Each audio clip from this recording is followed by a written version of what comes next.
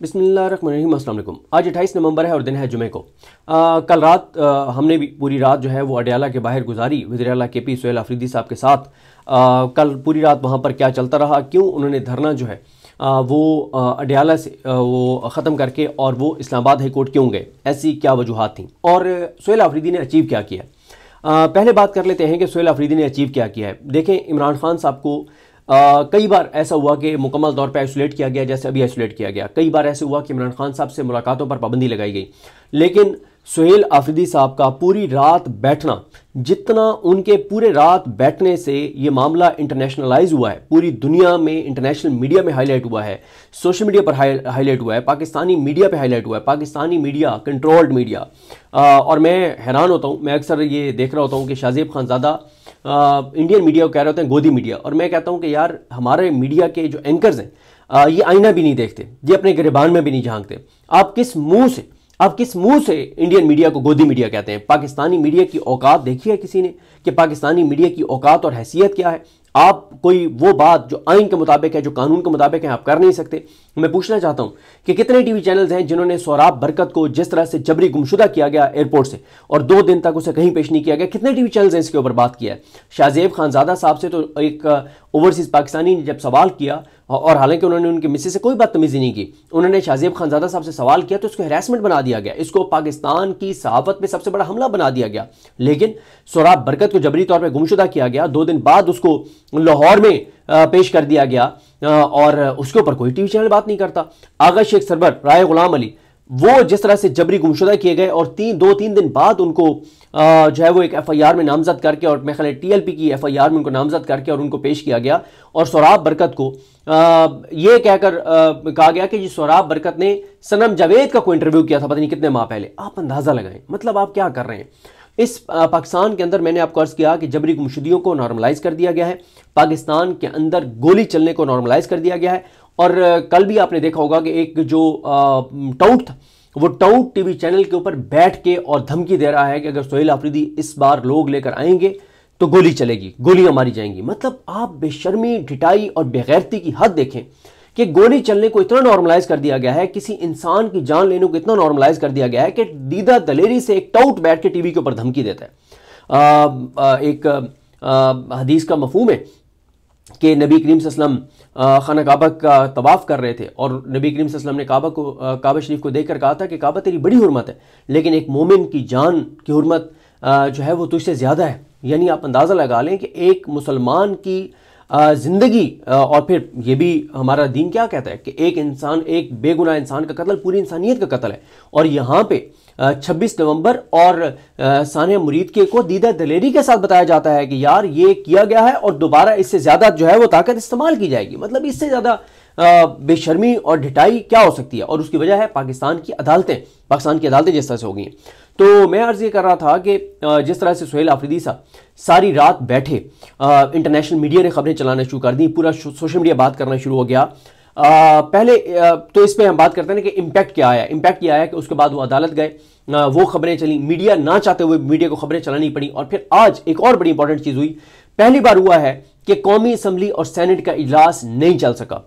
कल रात अल्लामा राजा नासिर अब्बास साहब ने और महमूद खुर्रम चकज़ई साहब ने ये बात कही थी। उन्होंने कहा था कि अगर आप चाहते हैं कि इमरान खान की आइसोलेशन खत्म हो तो फिर तमाम सेनेटर्स को, तमाम MNAs को एहतजाज करना होगा। आज सेनेट जो है, सेनेट का इजलास नहीं चलने दिया। अल्लामा राजा नासिर अब्बास साहब ने, ओन अब्बास बप्पी साहब और जितने भी सेनेटर्स थे, मेरी बात हो रही थी फ़हीम अख्तर मलिक साहब से, वो मुझे सारा अहवाल बता रहे थे कि किस तरह से PTI के सेनेटर्स ने, वो चित्राली साहबा जो हैं वो और सब बाकी जो हैं, उन्होंने किस तरह से एहतजाज किया, फिर कैसे इजलास जो है वो एडजर्न करना पड़ा, फिर दोबारा शुरू हुआ, फिर सफाइयाँ दी गई, सब कुछ। लेकिन मुख्तसर ये है कि सेनेट का इजलास नहीं चलने दिया गया। अब आप ज़रा पिक्चर देखें, आप जूम आउट करके ज़रा पिक्चर देखें कि CM KP सोहेल आफरीदी पूरी रात मीना खान आफरीदी, शफकत अयाज और शाहिद खटक और इन सब के साथ और दीगर अपने साथियों के साथ जो है, फिर अल्लामा राजा नासिर अब्बास साहब, महमूद खुर्रम चकज़ई साहब भी साथ होते हैं, खुनज़ाद हुसैन होते हैं, खालिद यूसुफ चौधरी और ये सारे होते हैं। इन सब के साथ वो पूरी रात धरना देते हैं। धरना देकर सुबह वो इस्लामाबाद हाई कोर्ट आ जाते हैं। इधर कौमी असम्बली और सेनेट का इजलास नहीं चल सकता, सेनेट का इजलास नहीं चला और कौमी असम्बली में हुकूमत जो है, जिसके पास जब इस्तिस्ना की तरमीम पास करनी हो तो 2 तिहाई अक्सरियत मौजूद होती है, टोटल इस वक्त हुकूमती इत्तेहाद के पास 336 के ऐवान में 242 MNAs हैं और आज 84 MNAs मौजूद नहीं थे, कोरम पूरा नहीं था और कौमी असम्बली का इजलास भी नहीं चल सका। वहां पे भी PTI की पूरी तैयारियां थी कि वहां पे भी भरपूर एहतजाज होता, लेकिन कौमी असम्बली का इजलास भी नहीं चल सका कोरम नामुकम्मल होने की वजह से, और सेनेट का तो अल्लामा राजा नासिर अब्बास साहब और सेनेटर्स ने चलने नहीं दिया। तो ये दो, फिर पंजाब असम्बली में एहतजाज हुआ, फिर आप हलीम आदिल शेख साहब ने वहां पे कराची में प्रोटेस्ट किया, उनको गिरफ्तार कर लिया गया। फिर अलीमा खानम साहबा ने इंटरनेशनल मीडिया से बात की, उन्होंने इंटरनेशनल मीडिया को इंटरव्यू दिए। इस वक्त सोशल मीडिया पे सारी बात हो रही है। स्पीकर कौमी असम्बली ने बुलाया, उनसे मुलाकात हुई। तो कहने का मकसद यह है कि इमरान खान साहब की जो आइसोलेशन है, जो इमरान खान साहब से मुलाकात ना करने देना है, उसके ऊपर जितनी हाइप आज क्रिएट हुई है या पिछले 24 घंटे में क्रिएट हुई है, ये पहले कभी इतनी हाइप क्रिएट नहीं हुई। और इस वक्त पूरा फोकस मंगल पर है। मैं आपको अर्ज कर चुका हूं कि ये जो मंगल है, मंगल को आपको बहुत बड़ा असर नजर आएगा, क्योंकि सुहेल आफरीदी साहब ने बहुत सख्त डायरेक्शंस दे दी हैं अपने MPs को, और उन्होंने MNAs के हवाले से पब्लिकली कह दिया है कि जो नहीं आता उसको नेम एंड शेम किया जाए, और मंगल को बहुत बड़ा पावर शो होगा। ये भी हो सकता है कि मंगल से पहले ही जो है वो गौहर साहब या किसी को इमरान खान साहब से मिलवा दिया जाए और वो आके बता दें कि खान साहब बिल्कुल डटे हुए हैं और ठीक हैं, ये है वो है, इस तरह के। लेकिन सुहेल आफरीदी साहब ने तो कहा है कि बहनों की मुलाकात बहुत ज़रूरी है और मंगल को ये सब जाएंगे, चाहे पहले मुलाकात किसी और की करवा भी दी जाए। हाँ, बहनों को पहले मिलवा दिया जाए तो फिर सिचुएशन जो है वो डिफरेंट हो सकती है। अब ज़रा कुछ चीज़ों पर बात करते हैं कि मैंने आपको अर्ज़ किया कि और ये जो मैंने आपको सारी चीज़ें बताई हैं ना, फिर एक और चीज़ देखें, आज आप पूरे दिन की खबरें देखें ना क्या चल रही थी, पिछले 24 घंटे की देख लें कि एक मुंतखब वज़ीर आला, और ये बात बार बार हाईलाइट करनी चाहिए कि AJK हो, GB हो, चारों सूबे हो, वफाक हो, इन तमाम जगहों में एक वाहिद KP है जहां का वज़ीर आला अवाम का मुंतखब वज़ीर आला है, बाकी सब फॉर्म 47 वाले हैं, बाकी सब जाली हैं। वाहिद KP का वज़ीर आला है जो अपनी सीट भी MP की जीता हुआ है, जो सूबा भी पूरा जीता हुआ है, और बाकी आप मरियम नवाज साहब को देख लें, महज शराफत से हार गई थी, तो उसको वो धरना देकर बैठा है सारी रात, उसको नहीं मिलवाया गया, अदालती अहकामात की बेवकूफ़ी हुई। और फिर ये इंटरनेशनली भी देखे ना, दुनिया कैसे देख रही होगी। वो इस्लामाबाद हाई कोर्ट जाता है कि तुम्हारे ऑर्डर्स को जूते की नोक पे उन्होंने रख दिया है। इस्लामाबाद हाई कोर्ट का चीफ जस्टिस भाग जाता है, मिलता नहीं है, पिछले दरवाजे से निकल जाता है, सामना नहीं करता चीफ मिनिस्टर का। दो कौमी असम्बली और सेनेट नहीं चल सकते, पंजाब असम्बली नहीं चलने दी जाती।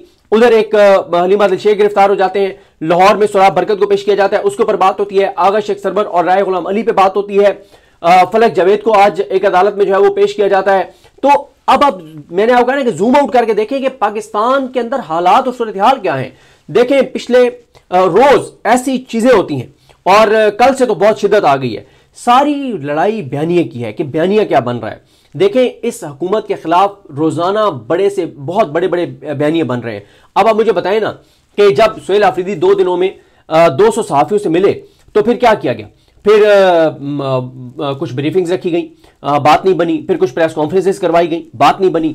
खबरें फेक चलवाई गई, बात नहीं बनी। तो फिर क्या किया गया? एंड में जनाब वो लॉन्च किया गया मियां मोहम्मद नवाज शरीफ को। अब आपसे मैं पूछना चाहता हूं कि मियां नवाज शरीफ ने जो आके मीडिया से भी बात नहीं की थी, अपनी पार्टी से बात की और मीडिया को जारी कर दी गई। सहाफियों को, अपने हामी सहाफियों को ये फेस नहीं कर सकते कैमरे के ऊपर, ना मरियम नवाज, ना नवाज शरीफ, ना शहबाज शरीफ। नवाज शरीफ गुफ्तगू करते हैं, मैं आपसे पूछना चाहता हूं कि उसकी कहीं आपने कवरेज देखी है?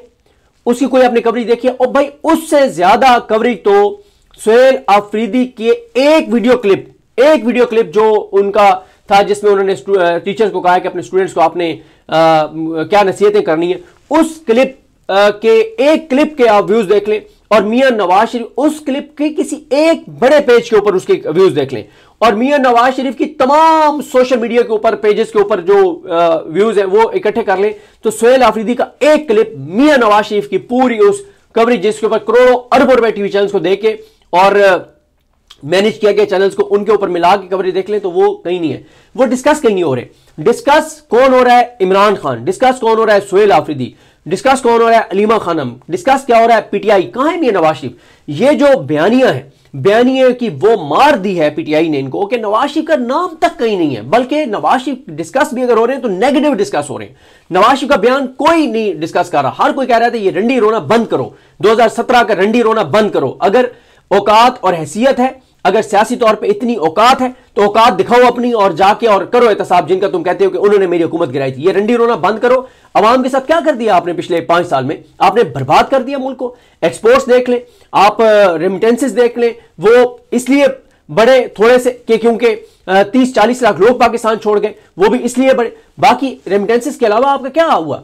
आपकी बेरोजगारी पाकिस्तान की तारीख की बुलंदतरीन सतह पर, अनसर्टेनिटी तारीख की बुलंदतरीन सतह पर, गुर्बत तारीख की बुलंदतरीन सतह पर, फैक्ट्रियां बंद हो रही हैं, मिलें बंद हो रही हैं। हर दूसरा पाकिस्तानी पाकिस्तान छोड़ के जाना चाहता है। जो जा रहे हैं उनको एयरपोर्ट्स के ऊपर उतारा जा रहा है, वो अलग से मैं बात करूंगा।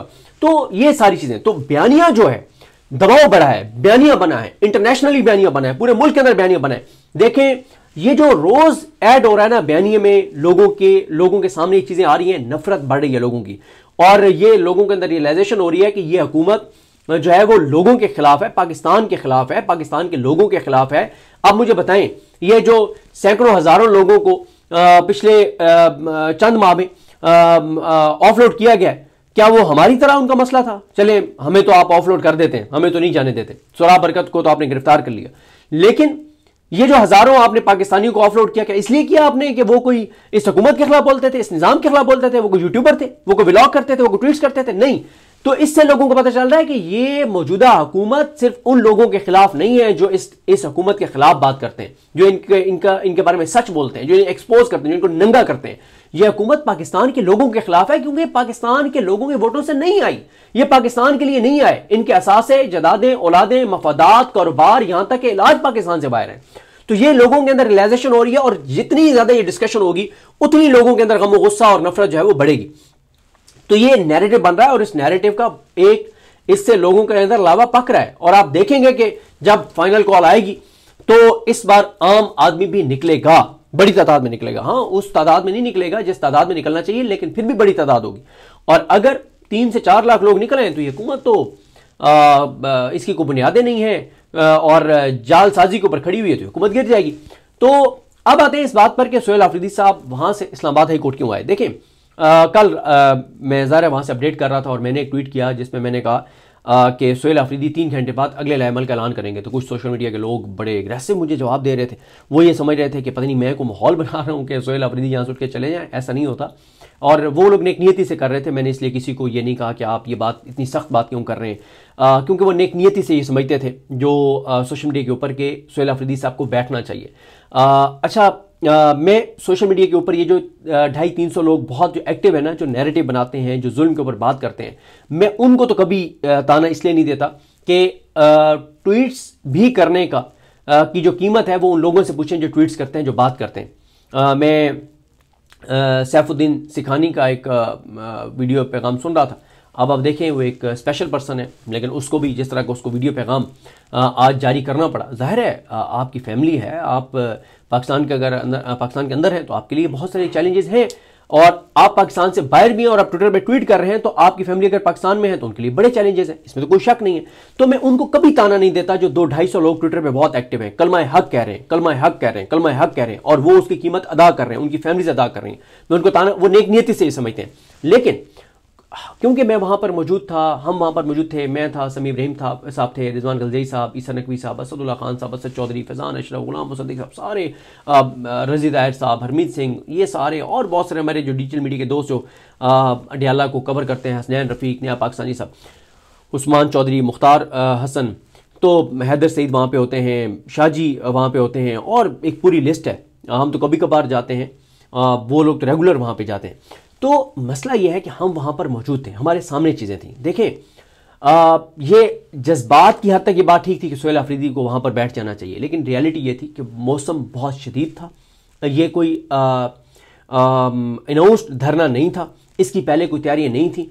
और दूसरी बात यह है कि वहाँ पे पीटीआई की सेंट्रल लीडरशिप नहीं आई, पीटीआई ने कोई कोर कमेटी का हंगामी इजलास नहीं बुलाया, कोई पॉलिटिकल कमेटी का इजलास नहीं बुलाया, कोई उनकी लीडरशिप ने कोई हंगामी प्रेस कॉन्फ्रेंस नहीं की, कोई एक्टिविटी जनरेट नहीं की। अगर पार्टी वहां पर सारी आ जाती और इसको ऑन कर लेती इस चीज को, तो फिर ये चल सकता था। अकेले सोहेल आफरीदी इससे ज्यादा इसको क्या चलाते, और अगर वो पूरा दिन वहां पे बैठे भी रहते तो इस निज़ाम को तो कोई फर्क नहीं पड़ना था। लेकिन सोहेल आफरीदी जो है, उन्होंने जो पूरी रात एक मोमेंटम बनाया, एक दबाव बनाया, उस पूरे दबाव को उन्होंने चैनलाइज करके अदालतों के कंधों पर आके मारा है, अदालतों के सर पे आके मारा है, अदालतों के ऊपर उस बोझ को गिराया है। क्यों? उन्होंने कहा कि मैं अदालती अहकामात के साथ वहां पर गया था, मुझे नहीं मिलने दिया गया। उन्होंने आके अदालतों को एक्सपोज किया है। जब chief justice Islamabad high court को नहीं मिले तो वो एक्सपोज हुए chief justice Islamabad high court justice Dogar. तो पूरा इंटरनेशनल मीडिया वहां पे उन्होंने कवर किया, उन्होंने देखा, एम्बेसीज देख रही थी कि क्या हो रहा है पाकिस्तान के अंदर। लिहाजा उनको यही करना चाहिए था, क्योंकि ये जो धरना था, लोगों की सोशल मीडिया पर ख्वाहिश ये थी कि गैर मुअय्यना मुद्दत के लिए चले। देखें, गैर मुअय्यना मुद्दत के लिए धरने चलने से क्या हो जाता, जज्बात बिल्कुल ठीक है लोगों के, लेकिन क्या जनरल पब्लिक बड़ी तादाद में आ गई थी? नहीं आई थी। क्यों नहीं आई थी? उसकी भी एक वजह है।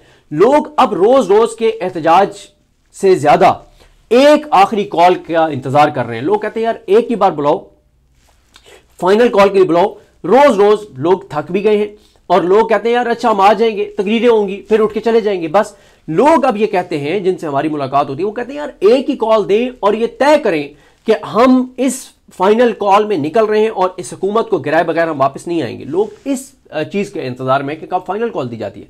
लोग अब रोज रोज की चीजों से जो है वो थक गए। तो लिहाजा सुहेल अफरीदी साहब जो हैं वहां पे उन्होंने, ये बहुत बड़ी बात है कि वो पूरी रात बैठे।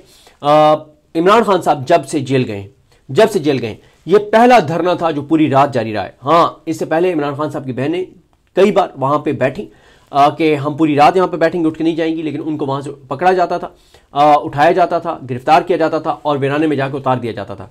सुहेल अफरीदी साहब क्योंकि एक तो वो वज़ीर आला है, दूसरा उनके साथ अपनी सिक्योरिटी भी थी, और अगर वहां पे पंजाब पुलिस को ये कहा जाता कि आप इनको यहाँ से हटाएं तो वहां पे बहुत बड़ा तसादुम हो सकता था। क्योंकि आप जो सुहेल अफरीदी साहब के साथ आप उनकी सिक्योरिटी की जो पर्सनल टीम देखते हैं या उनके एज ए वज़ीर आला जो टीम देखते हैं, पर्सनल तो उनकी ज़ाहिर है जब से सीएम बने हैं तो उनकी बात कर रहा हूँ, वरना एज एमपी तो उनके साथ कोई सिक्योरिटी नहीं होती थी।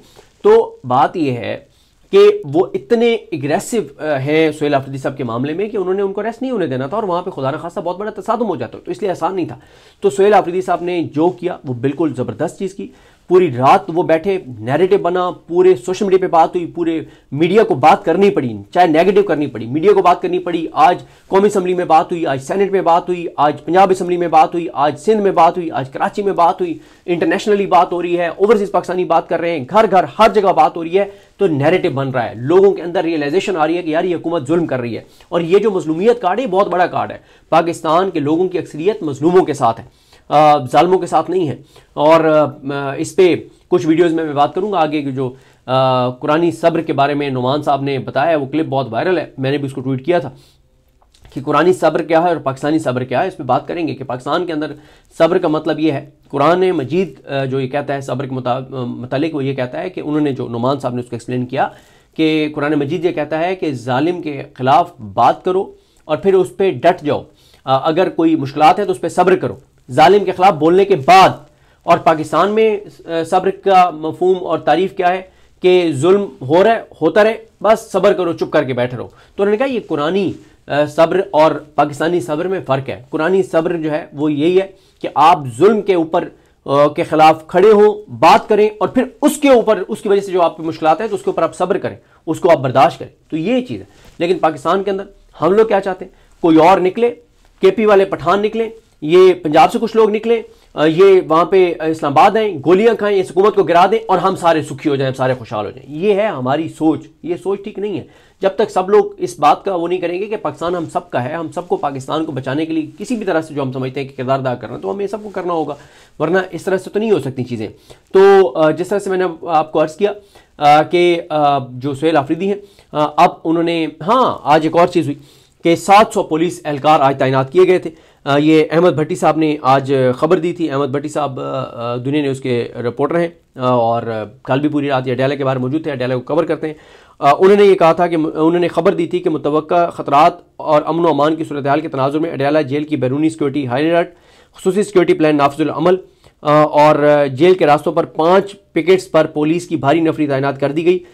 नाका दागुल, गेट 1, गेट 5, फैक्ट्री नाका और गोरखपुर पर भारी नफरी तैनात होगी।